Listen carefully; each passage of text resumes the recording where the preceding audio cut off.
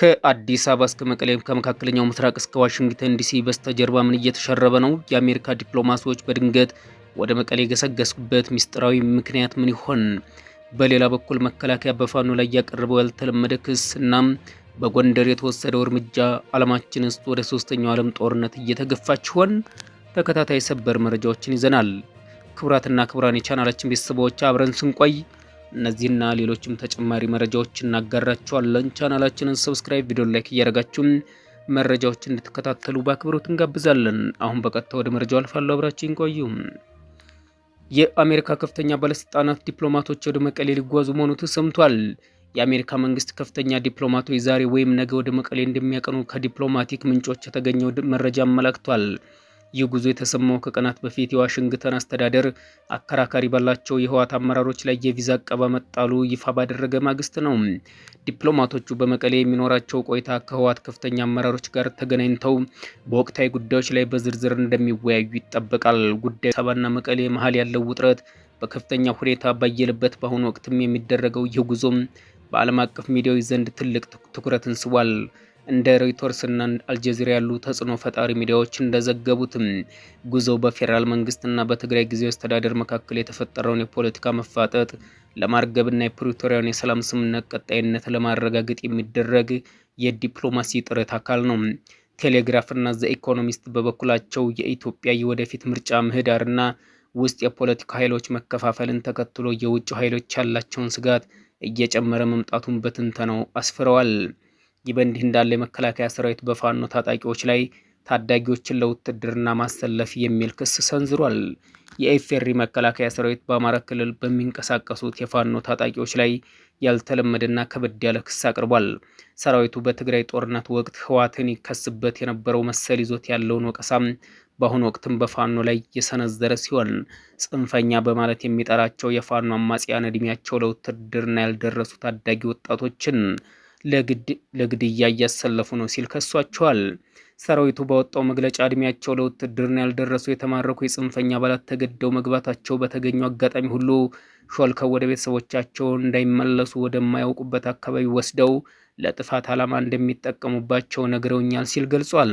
ይህ በእንዲህ እንዳለ በማዕከላዊ ጎንደር ዞን ጥቃት ለመሰንዘር በዝግጅት ላይ የነበሩ የታጣቂ ቡድን ሙሉ በሙሉ መደምሰሱን የኢፌዴሪ መከላከያ ሰራዊት አስታውቋል። በአስረኛ እዝ ኮር ስር የሚገኘው ክፍለ ጦር ዋነኛ አዛዥ ኮሎኔል አሸናፊ ብርቄ እንደገለጹት ወታደራዊ እርምጃው የተወሰደው በማዕከላዊ ጎንደር ምስራቅ ደንቢያ ወረዳ ወይና ማርያም በተባለም ልዩ ቦታ ላይ ነው። ታጣቂ ቡድኑ በድብቅ የጥፋት ተልዕኮ ለመፈጸም ሲዘጋጅ በነበረበት ወቅት ሰራዊቱ ወታደራዊ ስውርነትና ቀደምትነትን በመጠቀም እርምጃ እንደወሰደባቸው ገልጸዋል። በዚህ ውጊያም ራሱን የአጼዎቹ ክፍለ ጦር ብሎ የሰየመው ስብስብ ውስጥም የጎንደር ጠቅላይ ግዛት ህዝብ ግንኙነት ሻለቃ አዛዥ ተብሎ የተሾመው አማራ አሸናፊን ጨምሮ 9 የቡድኑ አመራሮች መገደላቸውና በርካቶች ደግሞ እጃቸውን መስጠታቸውን አዛዡ አረጋግጠዋል። በተጨማሪም ብሬን፣ ስናይፐር፣ ክላሽንኮፍ እና የእጅ ቦምቦችና በርካታ ወታደራዊ ትጥቅ መማረካቸውን አስታውቀዋል። ወደ ቀጣዩ መረጃችን ስናልፍ በዓለም አቀፍ መድረክ የዛሬው ቀዳሚ የጋዜጦች እና የዜና አውታሮች አጀንዳ የመካከለኛው ምስራቅ ቀውስ ሆኗል። አልጀዚራ እና ሲኤንኤን በሰፊው እንደዘገቡት በእስራኤልና በጋዛ መካከል ያለው የጥፋት ጦርነት ባለበት በለዘበ መልኩ ቀጥሎም አሁን ደግሞ በሊባኖስ ድንበር ላይ በሂዝቦላ እና በእስራኤል ጦር መካከል ያለው የሚሳኤል ልውጥ ወደ ከፋ ደረጃ ተሸጋግሯል። የተባበሩት መንግስታት ድርጅትና የአውሮፓ ህብረትም ዲፕሎማቶች ቀውሱ መላውን የመካከለኛው ምስራቅ ቀጠና ወደማይወጣበት አጠቃላይ ጦርነት እንዳይከተው የሰዓት እሽቅድምድም ጥረት እያደረጉ መሆኑን ሮይተርስ ዘግቧል። ወደ አውሮፓ መድረክ በሩሲያና በዩክሬን መካከል ያለው የድሮንና የረጅም ርቀት ሚሳኤል ጥቃት እጅግ ተጠናክሮ መቀጠሉን ቴሌግራፍ ዘግቧል። ዩክሬን በሩሲያ የኢነርጂ መሰረተ ልማቶች ላይ ያነጣጠረ ጥቃት እየፈጸመች ሲሆን ሩሲያ በበኩሏ በዩክሬን ከተሞች ላይ የምታደርገውን የአየር ድብደባ አፋፍመዋለችም። የአውሮፓ ህብረት አባል ሀገራትን በብራስልስ አስቸኳይ ስብሰባ በማድረግ ላይ የሚገኙ ሲሆን ለዩክሬን የሚሰጠውን የአየር መከላከያ መሳሪያ ድጋፍ ለማሳደግ እና በሩሲያ ላይ ተጨማሪ ኢኮኖሚ ማዕቀቦችን ለመጣል እየተወያዩ መሆኑ ታውቋል።